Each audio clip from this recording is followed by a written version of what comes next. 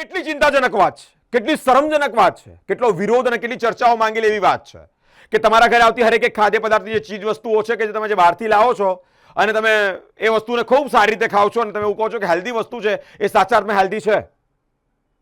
હરેક એક તમારા ઘરે આવતી ખાદ્ય પદાર્થની ચીજ વસ્તુઓ એ ખાવા માટે લાયક નથી, એ ખાવા યોગ્ય નથી, કારણ કે ખાદ્ય ચીજ વસ્તુઓ નથી. તમે ધીમે ધીમે ધીમે ધીમે રોગોને આમંત્રણ આપી રહ્યા છો. ઇવન એટલું જ નહીં, કેન્સરને પણ આમંત્રણ આપી રહ્યા છો. તમે જે જગ્યાએથી, તમે જે રેસ્ટોરન્ટોમાંથી, જે હોટલોમાંથી, જે લારી ગલ્લાઓમાંથી તેલ તળેલી વસ્તુઓ લાવો છો, તમને ખબર છે કે એ કયા તેલમાંથી બનેલી હોય છે, કેવું તેલ હોય છે. અને આ જ તેલમાં, આ બ્લેક તેલમાં બનેલી વસ્તુઓ તમારા શરીરને શું હાલ કરશે અત્યારે નહીં ખબર પડે, પરંતુ ધીમે ધીમે ધીમે ધીમે તમારા ઘરને, તમારા શરીરને રોગોનું ઘર કરશે. કેન્સર આવશે, અલગ અલગ એવી ગંભીર બીમારીનો તમે શિકાર બનશો. કોની જવાબદારી છે? રેસ્ટોરન્ટમાં ખૂબ સારી રીતેનું જમવાનું બને, કોની જવાબદારી છે? અલગ અલગ લારી ગલ્લાઓ વાળા જે તેલ તરેલી વસ્તુઓ વેચે છે, એ તેલ પ્રોપર છે કે નહીં, એ કોની જવાબદારી છે? સ્વચ્છતા છે, હાઇજીન છે, હોટલ અને રેસ્ટોરન્ટ, એ કોની જવાબદારી છે? ગ્લોવ્સ પ્રોપર પહેરીને કામ કરે છે કે નહીં આ કારીગરો, એ કોની જવાબદારી છે? માથા પર હેરકેપ છે કે નહીં, એ ચેક કરવાની કોની જવાબદારી છે? અલગ અલગ જગ્યા પરથી જે મોટી મોટી સોકોલ હોટલ, સોકોલ હાઇજીન રેસ્ટોરન્ટ, અને એ જગ્યા પરની વસ્તુઓ તમે જ્યારે આરોગો છો, તમે જ્યારે ખાઓ છો, તો એ સાચા અર્થમાં ખાદ્ય ચીજ વસ્તુઓ છે કે કેમ, એ કોની જવાબદારી છે?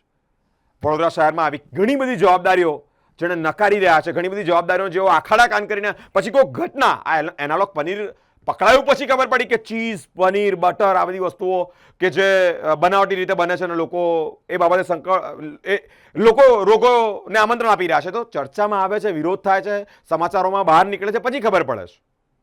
ફૂડ એન્ડ સેફ્ટી ડ્રગ વિભાગ, ફૂડ એન્ડ ડ્રગ્સ વિભાગની આજે અગત્યની વડોદરા મહાનગરપાલિકામાં બેઠક મળી. આ બેઠકમાં અધિકારીઓની સાથે સાથે જે સર્વે કરવા જાય તેની ટીમ, તમામ લોકો ઉપસ્થિત રહ્યા છે. અને હવે ટેસ્ટિંગમાં વધારો થાય, તમામ હોટલો, રેસ્ટોરન્ટ, લારી ગલ્લાઓના સર્ટિફિકેટ ચેક કરવામાં આવે, સાથે હાઇજીન છે કે કેમ તે અંતર્ગત પણ ટીમો બનાવીને એ અંતર્ગત તરત જ રિપોર્ટ થાય, અને રિપોર્ટ થયા બાદ એક્શન તરત લેવામાં આવે. તે તમામ નિર્ણયો આ ફૂડ એન્ડ ડ્રગ્સ વિભાગની આજે બેઠક મળી તેમાં લેવામાં આવ્યા છે.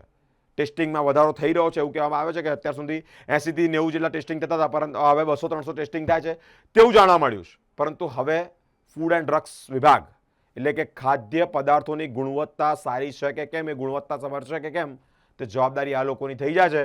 અલગ અલગ રેસ્ટોરન્ટ, અલગ અલગ હોટલો, અલગ અલગ લારી ગલ્લા કે અલગ અલગ પછી જે પણ જગ્યા પર જમાવડા બેસતા હોય, જ્યાં વસ્તુ આરોગવામાં આવતી હોય, એ જગ્યા પ્રોપર છે? શું સાચા અર્થમાં સારી રીતે શરીરને તકલીફ ન પડે તે પ્રમાણેની વસ્તુઓ વેચવામાં આવે છે કે કેમ? ખૂબ મોટો પ્રશ્નાર્થ, લટકતી તલવાર ફૂડ એન્ડ ડ્રગ્સ વિભાગ પર છે કે તે હવે કામગીરી કેવી કરે છે અને કેવી પ્રકારના આ હોટલોને, આ રેસ્ટોરન્ટોને, આ લારી ગલ્લાઓને કઈ રીતે કંટ્રોલમાં રાખે છે, જોવું રહ્યું.